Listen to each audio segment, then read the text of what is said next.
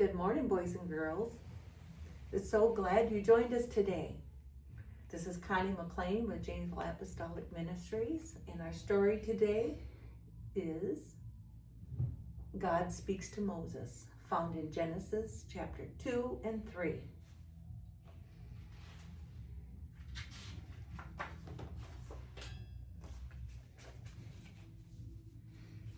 Moses, who once was a baby, floating in a little boat in the river, was now a grown man. Moses had everything he wanted living in the splendid palace of Pharaoh. The princess who had found him had adopted him as her own baby. He had the best food, he had beautiful clothes, and a fine education, trained in the best of courts. But he never forgot he was a Hebrew boy and that he wasn't an Egyptian.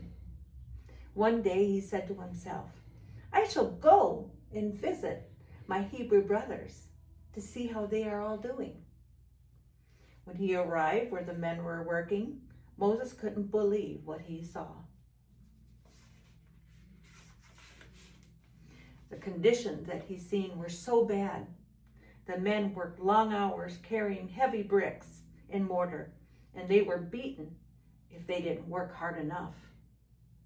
Moses saw an Egyptian man knock one of his Hebrew brothers to the ground. Moses became very angry.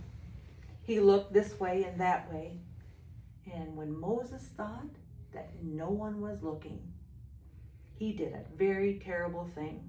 He killed that Egyptian man and his body in the sand. Moses soon went back to visit the Hebrew people. Again, this time he saw two of his people fighting. Why are you guys fighting each other? He said. Who do you think you are? They asked Moses.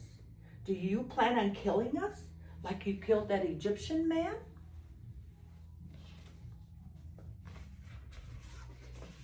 Moses was frightened. Someone had seen what he had done. The secret was out. The story had spread to the palace, and the king was furious.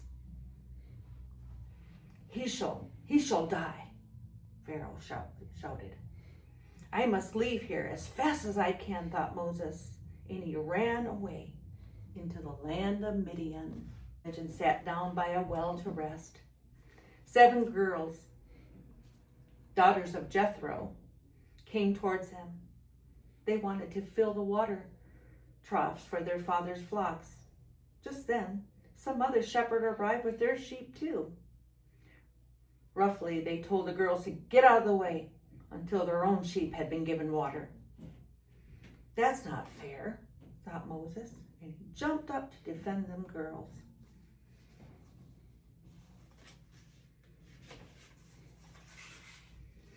He made them wait while he helped the girls, drawing water himself until the sheep were satisfied. The girls were just delighted to have that kind of help. When they returned home, their father said, Wow, you guys are back real early today. A stranger dressed like an Egyptian. He defended us against the shepherds. They told him. He drew water for us and he gave it to our sheep so we didn't have to wait. Where is he now? Said Jethro. Jethro asked, Did you just leave him there? Go over and invite him for dinner. Moses accepted the invitation. He stayed with Jethro and took care of his sheep. Later, Moses married one of Jethro's daughter. Once a proud prince in Egypt, Moses had now become a hard-working, humble shepherd. One day he was out with the sheep near the edge of the desert when he saw the most extraordinary thing. A bush was on fire, but the bush was not burning up.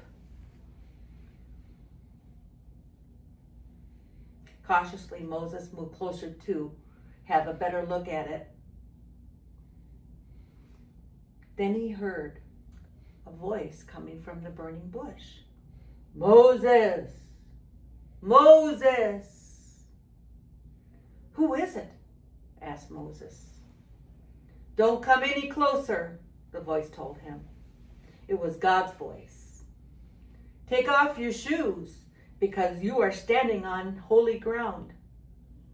The voice continued, I have seen how cruelly my people are being treated in Egypt. And I have heard their cry. I have chosen you to be their leader, to bring them out of that land. Me? Exclaimed Moses. Oh, I'm sure I can't do that job. I'm not the person for an enormous job like that, he said. I will be with you, God said. If the people of Israel ask me who sent me, what am I supposed to say? Moses asked. Just tell them Jehovah, the God of their ancestors, sent you. But the king won't listen to me, Moses said. God then told Moses that Pharaoh would see his great power and would let the people leave their bondage in Egypt.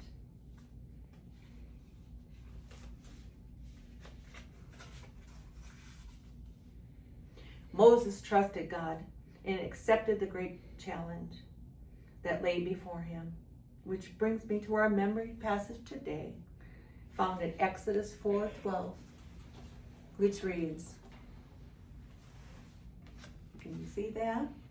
It says, I will be with thy mouth and teach thee what thou shalt say. We too can do any task, large or small. When God calls us, with his help, we can succeed. That concludes our lesson for today. Remember to join us next time when Moses and Aaron visit King Pharaoh.